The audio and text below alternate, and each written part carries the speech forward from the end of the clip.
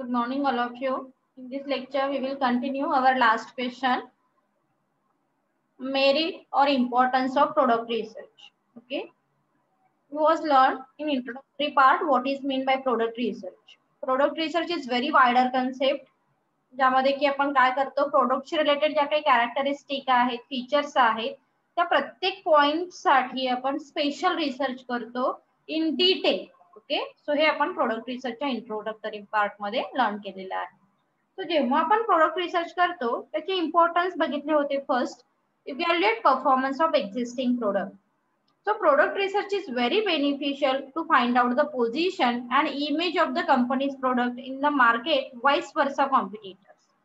म्हणजे त्या पर्टिक्युलर प्रोडक्टची इमेज काय आहे किंवा त्याची पोझिशन काय आहे in the market as well as competitors compare. So हे कोणामुळे पॉसिबल होणार आहे, हे कशामुळे आपण सर्च करू शकतो, because of only product research. Then to find out how consumer perceive the company's product and its acceptance or rejection. So company ची perceive value, consumer ची perceive value काय आहे about consumer about company's product, हे सुद्धा आपण ह्या product रिसर्चच्या सहाय्याने find out करतो with the help of various service quality dimension use करून.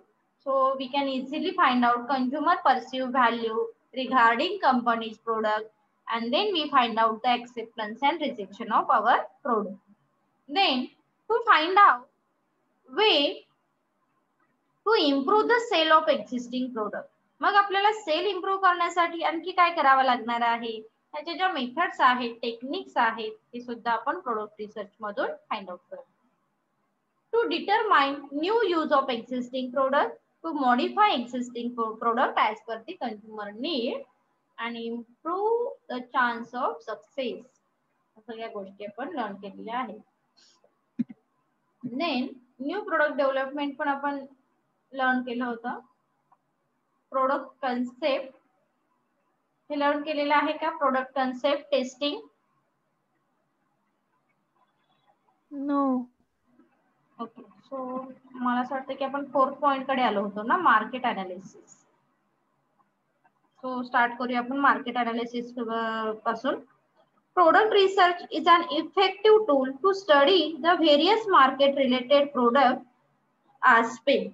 ओके, मार्केटशी रिलेटेड जे प्रोडक्ट आस्पेक्ट आहेत, we can easily search, we can easily find out with the help of product research.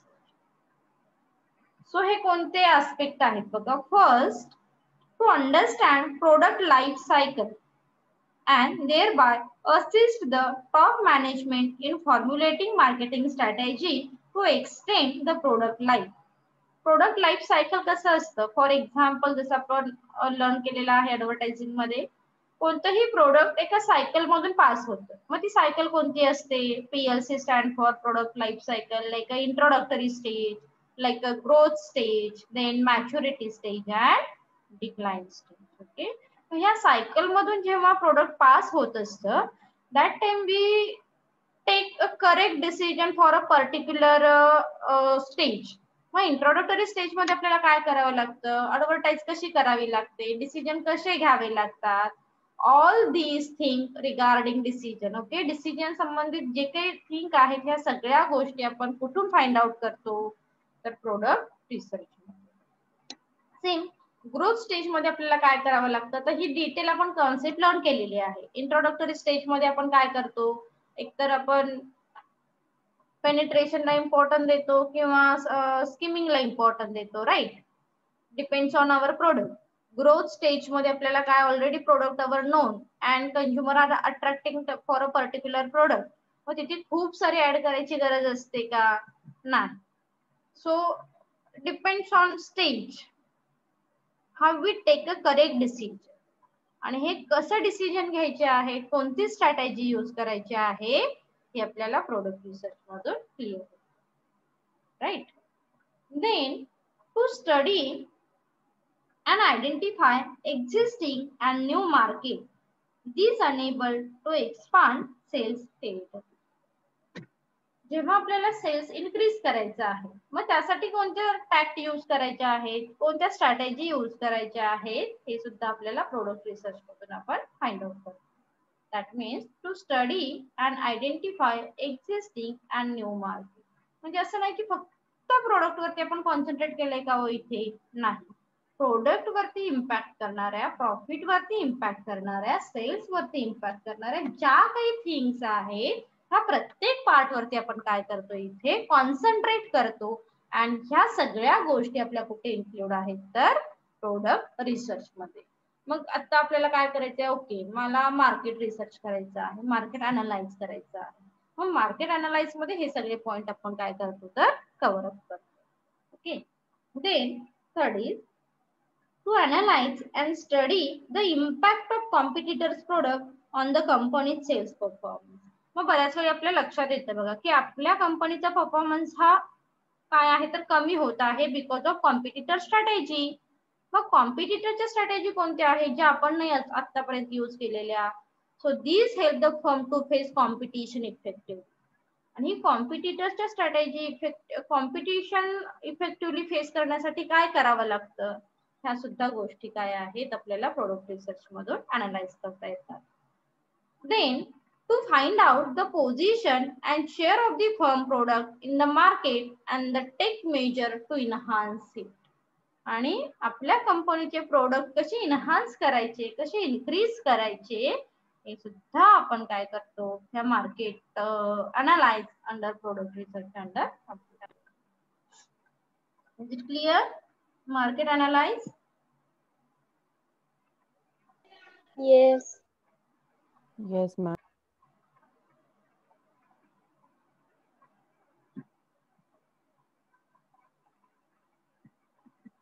Then consumer research. So consumer research or consumer response, the product research help to find out consumer response or reaction to the existing product. आता जर तुमच्या थोडक्यात लक्षात आलं असेल तर आपण आता इथे काय केलं बरं, मार्केट वरती कॉन्सन्ट्रेट करायचंय. मग मार्केट वरती कॉन्सन्ट्रेट करताना मार्केटशी रिलेटेड थिंग आल्या. इथे आता काय आहे, कंझ्युमरशी रिलेटेड. कारण कंझ्युमर हा डायरेक्ट इम्पॅक्ट करतो प्रोडक्ट वरती, म्हणून आपण इथे कोणत्या पॉइंट वर फोकस करतोय, कंझ्युमर रिस्पॉन्स वरती. So in this case product research help to find out consumer response और reaction to existing product such as consumer acceptance of company's product, vice versa, similar product marketed by other competitors. तर आपण ह्या product रिसर्चच्या साहाय्याने काय करतोय तर कंझ्युमरचा response study करतो. That means consumer acceptance of companies product. मग ते आपल्या कंपनीचेच प्रोडक्ट एक्सेप्ट करतायत का की कोणत्या सिमिलर एखाद्या कॉम्पिटिटर्सचे प्रोडक्ट एक्सेप्ट करतायत, हे आपण स्टडी करू शकतो. Then to collect complaint or suggestion about the product from users and take corrective step. This is very important part of product research. म्हणजे फक्त तुम्ही प्रोडक्ट वरती कॉन्सन्ट्रेट नाही करत आहात. सो जो मेन थिंक आहे, जो मेन पार्ट आहे हा कंझ्युमर असतो. मग कंझ्युमरच्या कंप्लेंट सुद्धा तुम्हाला कन्सिडर करणं, त्या कलेक्ट करणं महत्वाचं आहे with the help of improving product. Okay, product रिसर्चला हेल्प होईल ह्या point of view. So to collect complaint और suggestion about the product from users and take a corrective step. आणि ज्या काही करेक्टिव्ह स्टेप आहेत ते आपण घेऊ शकतो product research. Is it clear question? Yes, ma'am. आपण काय बघितलं थोडक्यात पॉइंट लक्षात ठेवा. कंझ्युमर रिसर्च करू शकतो आपण, कंझ्युमर रिस्पॉन्स कलेक्ट करू शकतो, मार्केट अनालाइज करू शकतो, प्रोडक्ट कन्सेप्ट टेस्टिंग करू शकतो आपण, न्यू प्रोडक्ट डेव्हलपमेंटच्या स्टेप्स आपण फॉलो करतो. देन आणि हा महत्वाचा पॉइंट आहे, evaluate performance of existing product. ह्या सगळ्या गोष्टी आपण प्रोडक्ट रिसर्च अंडर करतो आणि ह्याचे बेनिफिट आपल्याला नक्कीच आपल्या सेल्स वरती झालेले बघायला मिळतात. आता बऱ्याच वेळी ह्या डिटेल एका पॉइंट वरती एक point evaluate performance of existing product असे शॉर्ट नोट सुद्धा डिस्क्रिप्टिव्ह जर असेल तर विचारलेले आहेत. So now we start our next question, scope और area of product research. So product research is a comprehensive term and cover both technical and commercial aspect of the product. It's very important. लक्षात ठेवा. जसं की सांगितलं आपण introductory part मध्ये, product research is very wider concept आहे ना. म्हणजे असं नाही की फक्त प्रोडक्ट वरती जातोय का आपण, नाही तर त्याच्यावरती त्याच्याशी रिलेटेड ज्या डायरेक्ट इनडायरेक्ट थिंग आहेत जी इन्फ्लुएन्स करतात त्या सगळ्या गोष्टीचा आपण स्टडी करतो असं आपण आताच इम्पॉर्टंटच्या क्वेश्चन मध्ये बघितलं. So product research is a comprehensive term and cover both technical and commercial aspect of the product. The technical aspect of the product research related to, मग टेक्निकल आस्पेक्ट मध्ये आपण कोणत्या गोष्टीचा स्टडी करतो बघा.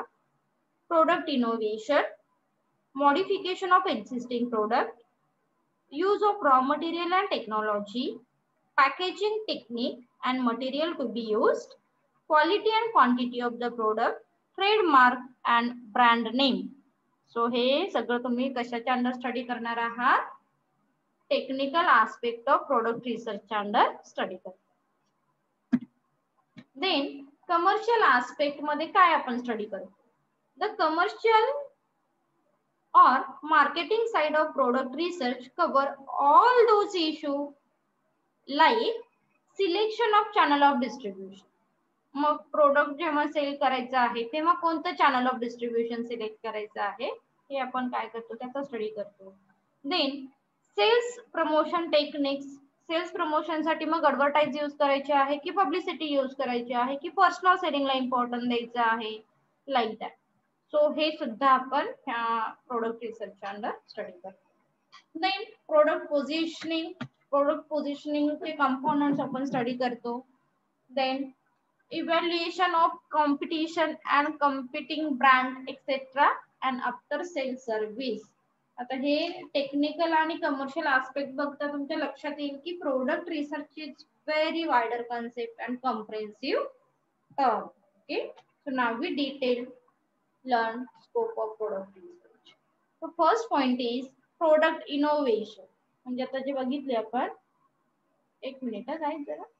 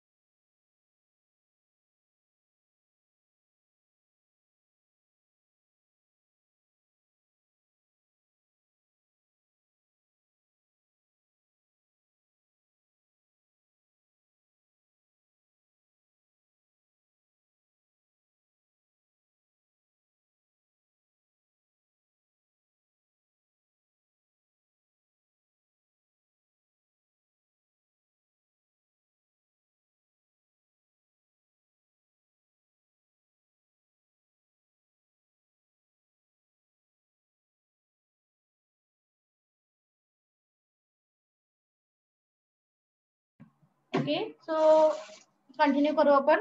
Product innovation.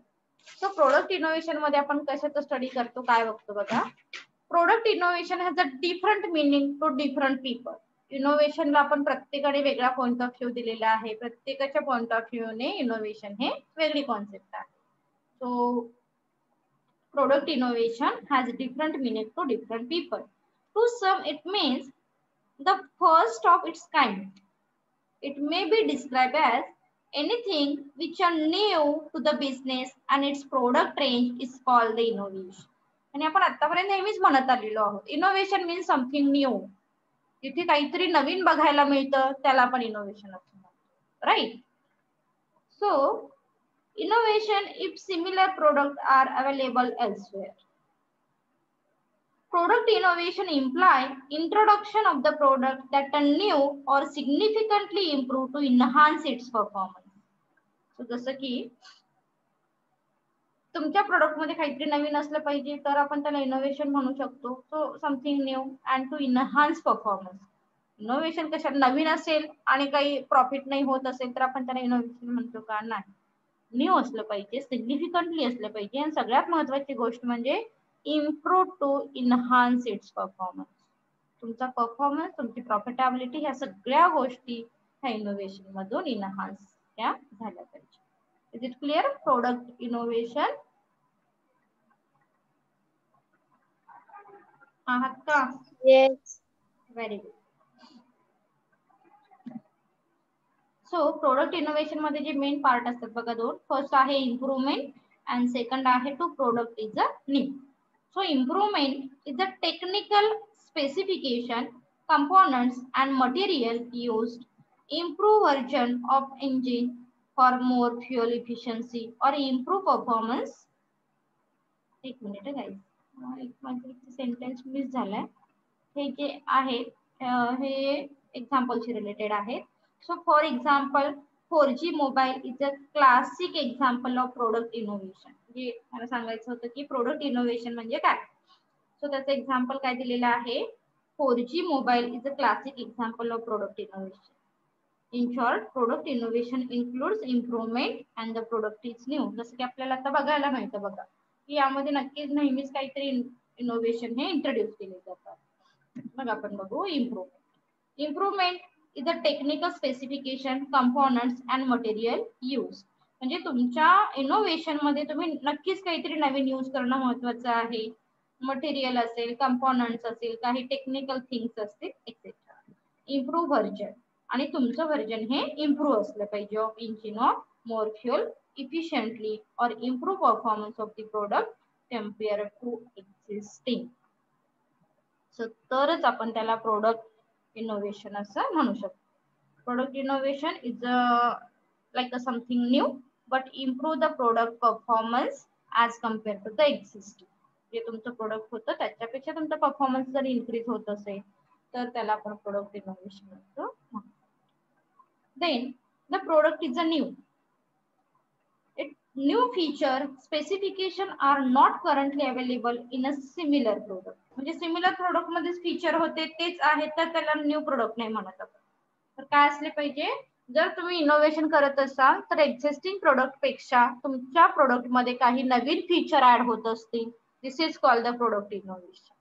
And then last is the product is already in use but now it is put to new use. म्हणजे already तुम्ही use करत होता पण त्याच्यापेक्षा त्याचा आणखी काही वेगळा यूज करता येत असेल. This is also called as the product innovation. Is it clear concept what is mean by product innovation? Yes. Bore नका हो. आपल्याला हे प्रोडक्ट प्रोडक्ट प्रोडक्ट प्रोडक्ट सगळं बघायचं आहे. सो चला पुढे जाऊ. Product modification. इनोव्हेशन मध्ये आता लक्षात आलं की आपण ह्या प्रोडक्ट मध्ये इनोव्हेशन केलेलं आहे, त्यामध्ये त्याचे फीचर ऍड झालेले आहे, त्याची क्वालिटी ऍड झालेली आहे. ओके, आणि आपण नवीन गोष्टी एक्झिस्टिंग प्रोडक्ट पेक्षा we provide the additional facility to the customer. This is called the product innovation. So product modification म्हणजे काय बघा. So it is any substantial changes made to the characteristic of the company's current product in size, shape, color, design, price, etc. to make it more appealing to the customer. This is called the product modification. Product ला modify केलं म्हणजे जसं आपण नेहमीच आता आपल्या girls सांगतात example fair and lovely. काय केलं, साईज मध्ये चेंज केला, शेप मध्ये शेप ऑलमोस्ट फार नाही पण कलर, डिझाईन, प्राइस मध्ये चेंज केला जातो आणि प्रोडक्ट मॉडिफाय करून कंझ्युमरला जास्त अपील कसं करता येईल ह्यासाठी आपण काय करतो, प्रोडक्ट मॉडिफिकेशन हे करत असतो. तर इथे आणखी एक्झाम्पल दिलेले आहे.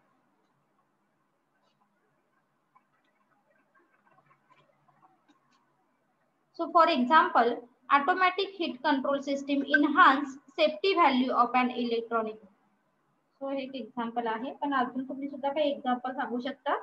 त्यामध्ये प्रोडक्ट एक्झिस्टिंग प्रोडक्ट मध्ये मॉडिफिकेशन केलेलं आहे, त्याच्या साईज मध्ये, शेप मध्ये, कलर मध्ये, डिझाईन मध्ये आणि कंझ्युमरला ते जास्त अपील केलेलं आहे.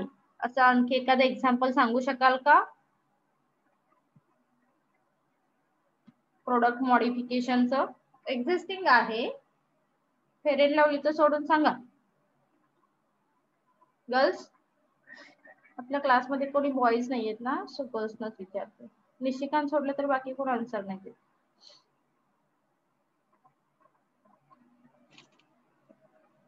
त्यामुळे गर्ल्सनच विचारूया. असं एखादं एक्झाम्पल सांगू शकाल का ज्यामध्ये आता तुम्ही प्रोडक्ट यूज करता आहात त्याच्या मॉडिफिकेशन मध्ये त्याच्या कलर मध्ये चेंज झालेला आहे आणि कंझ्युमर ते प्रोडक्ट जास्त यूज करतायत, सांगा बरं.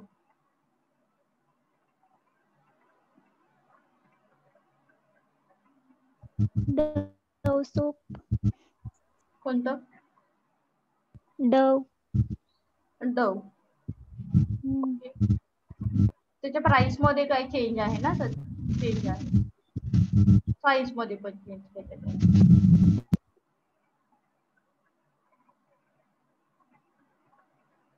आणखी काही सांगता येईल? एफएमसीजी प्रोडक्ट बरेचसेच आहेत ज्यामध्ये एफएमसीजी प्रोडक्ट मध्ये तुम्हाला नेहमीच बघायला मिळेल बघा. जर तुम्ही थोडंसं ऑब्झर्वेशन केलं ना ऍडचं, ऍडव्हर्टाईजचं, तर यामध्ये नेहमीच 20% डिस्काउंट, मग थोडी साईज शेप मध्ये चेंज केला जातो.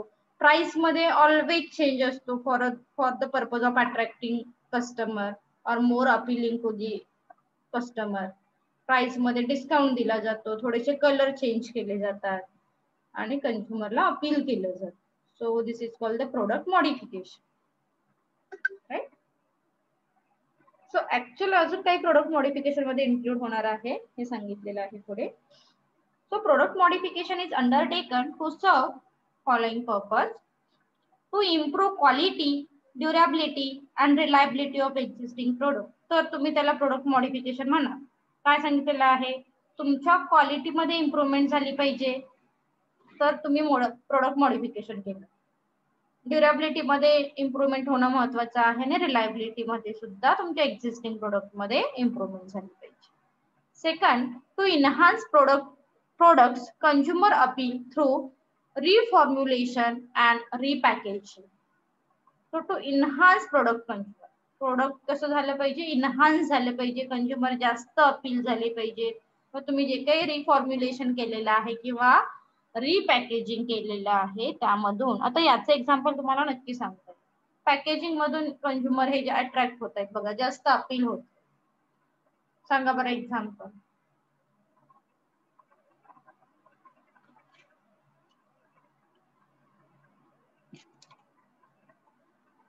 असं सांगता येईल का एक्झाम्पल की याचं पॅकेजिंग आधी होतं ना ते जरा थोडस अट्रॅक्टिव्ह नव्हतं, पण आता पॅकेजिंग मध्ये ना छान इम्प्रूव्हमेंट केल्यामुळे अपील होतात मॅडम, कंझ्युमर. पार्लेचे बिस्किट्स किंवा जे कुकीज असतात त्यांचं. Right right right, good example. पार्लेजीची पण पॅकेजिंग आणि पार्लेजी मध्ये आता त्यांनी व्हरायटी पण भरपूरच इंट्रोड्यूस केलेली आहे. बरेच पार्लेजीचे प्रोडक्ट आलेले आहेत बघा बिस्किट मध्ये सुद्धा. सो पॅकेजिंग हे कसं केलेलं आहे? अट्रॅक्टिव्ह केलेलं आहे. सो कंझ्युमर त्यामुळे काय होत आहेत? मोर ऍपील होत. जसं मी लास्ट लेक्चरला सुद्धा एक एक्झाम्पल सांगितलं होतं सोपचं. कोणतं सोप सांगितलं? डेटॉल. डेटॉलचं, राईट. डेटॉलचं एक्झाम्पल पण इथे सुटेबल होऊ शकतं प्रोडक्ट मॉडिफिकेशन मध्ये, कारण त्यांनी पॅकेजिंग मध्ये सुद्धा चेंज केलेलं आहे आणि कलरिंग मध्ये चेंज केल्यामुळे सुद्धा प्रोडक्ट ते काय होत आहे तर जास्त सेल होत. ओके, सो प्रोडक्ट मॉडिफिकेशन होऊ शकतो. थर्ड सांगितलेलं आहे to make product more convenient and safe for use. जे प्रोडक्ट सेफ आहे, जे कन्व्हिनियंट आहे, we can easily purchase FMCG product येऊ शकतात. To upgrade the product and extend the product life cycle. आणि ह्याच्यासाठी बेस्ट एक्झाम्पल अपग्रेडेशन म्हणतो ना आपण, थोडस काहीतरी इंट्रोड्यूस करतात आणि प्रोडक्ट लाईफ सायकल त्याची काय करतात, इन्क्रीज करतात. ह्याच्यासाठी तर मला नेहमीच ते फेअर अँड लवलीचं एक्झाम्पल आठवतं. त्याची प्रोडक्ट लाईफ सायकल काही संपतच नाही, प्रत्येक वेळी नवीन काहीतरी ऍड करतात आणि प्रोडक्ट लाईफ सायकल त्याची चालूच आहे. कंझ्युमर ते कंटिन्यू परचेस करतायत. फरक तर तुम्ही आधी तरी सुरुवातीला ऍड असायची बघा फेअर अँड लवलीची की 7 दिवसामध्ये कलर. 7 वर्ष जरी लावलं तर कलर नाही चेंज होणार, पण त्यांची ऍड भारी होती की 7 दिवसामध्ये कलर वगैरे चेंज होतो फेअर अँड लवली मध्ये. सो अपग्रेडेशन काहीतरी करतात की अरे हा मग तुम्ही काय करा, हिवाळ्यात यूज करा वेगळी, मग उन्हाळ्यात वेगळी यूज करा. सो ठीक आहे, फेअर अँड लवलीच्या अपोज मध्ये नाही हा, जस्ट इथे सुटेबल आहे एक्झाम्पल म्हणून सांगितलं. Okay, then to face competition effectively. आणि तुमच्या मॉडिफिकेशन मुळे तुमची कॉम्पिटिशन हे तुम्ही काय करू शकता? इफेक्टिव्हली फेस करू शकता, right. So this is called the product modification. Is it clear? Yes.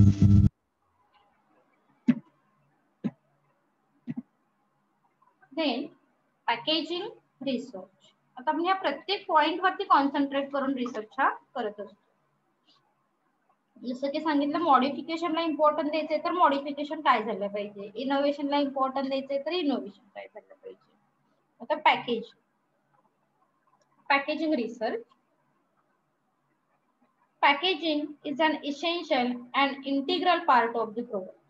जसं की आपण म्हणतो की पॅकेजिंग मुळे कंझ्युमर हे जास्त अट्रॅक्ट होतात, right.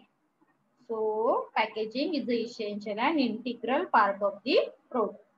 According to Philip Kotler, packaging means the activity of designing and producing the container or wrapper for a product.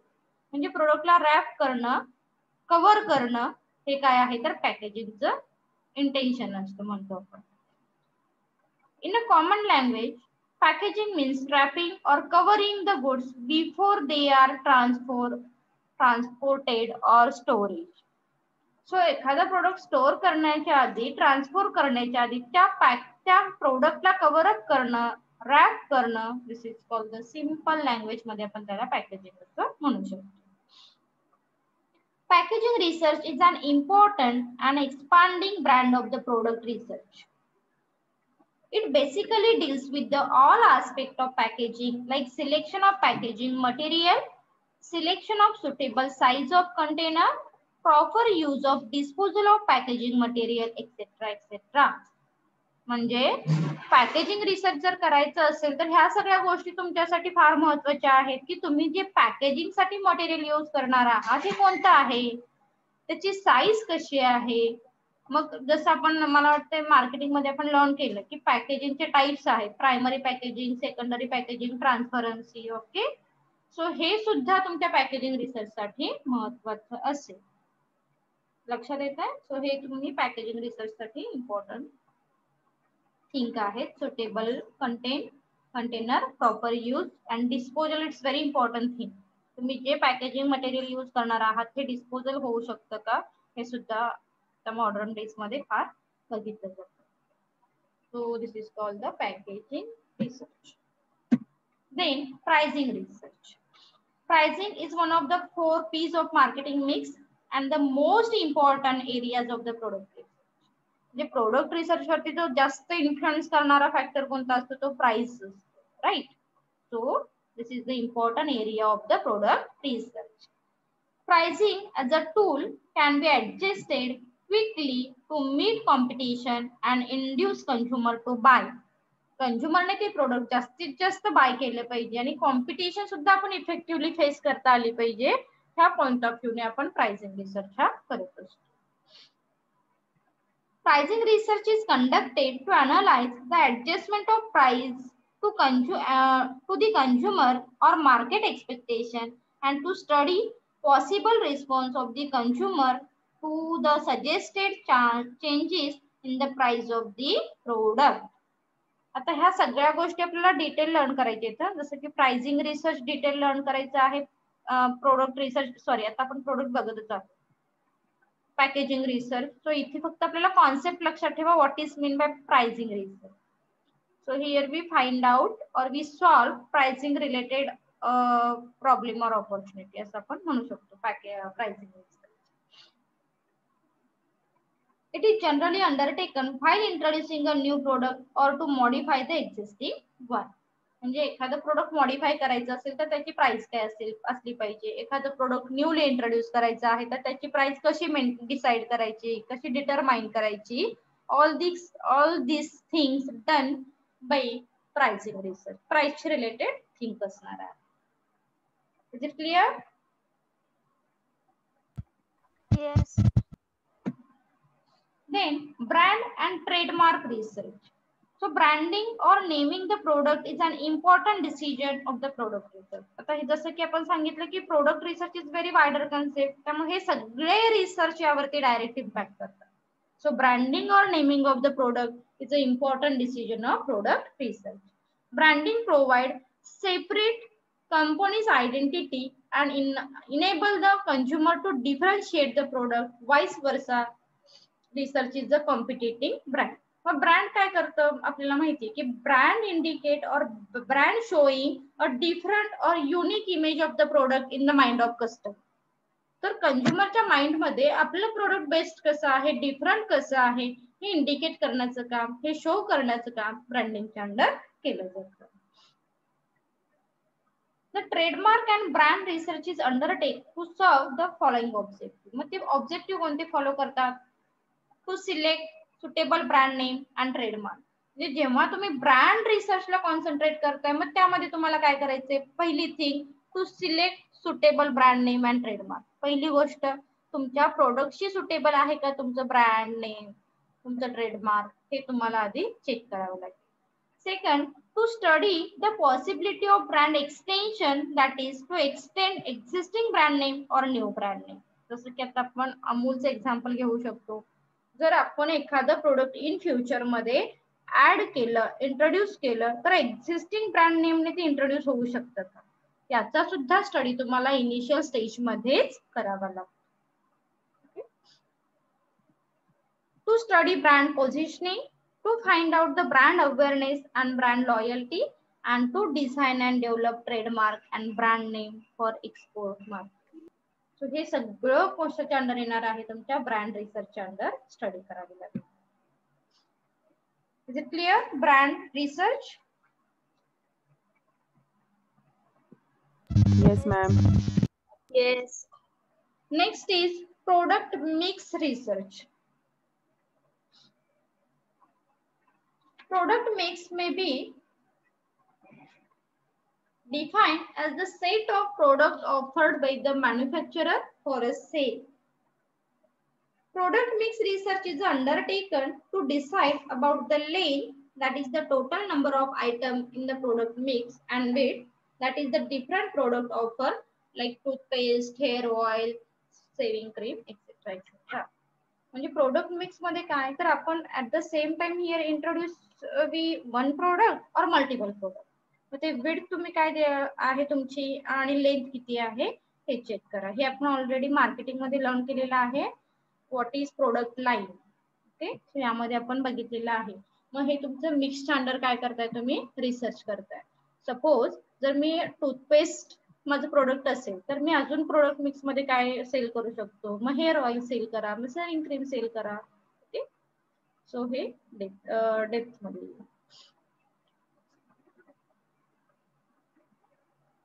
आणि मग एकच प्रोडक्ट असेल, हा आता इथे मेन लक्षात काय ठेवायचंय बघा, थोडस कॉन्सन्ट्रेट करा.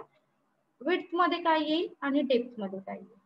सो इथे स्पेशली दिलेलं आहे तुम्हाला product mix research is undertaken to decide about the product length.